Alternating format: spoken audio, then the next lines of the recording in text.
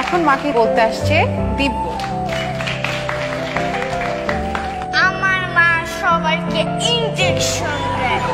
আমার মা একজন ডক্টর। এখন বলতে আসবে জুই।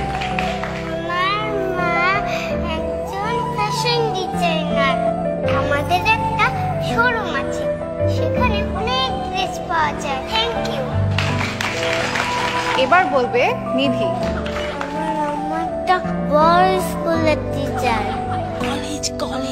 বড় বড় স্টুডেন্টদের পড়ায়। Thank you. মাকে নিয়ে এবার বলতে আসছে উনাইসা।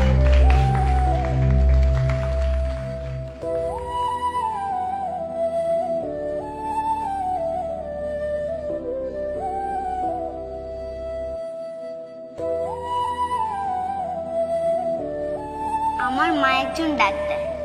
আমার যখন অসুখ হয় তখন মা আমাকে স্যুপ খাইয়ে দেয় আর আমি ভালো হয়ে যাই।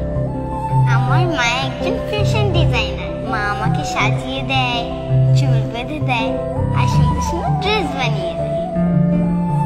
আমার মা বেস্ট টিচার। মা আমাকে সায়েন্স প্রজেক্টে হেল্প করে। মা আমাদের বাসার বস। বাসার সব কাজ মা একাই করে। আমার মা একজন housewife. I am proud of my mother.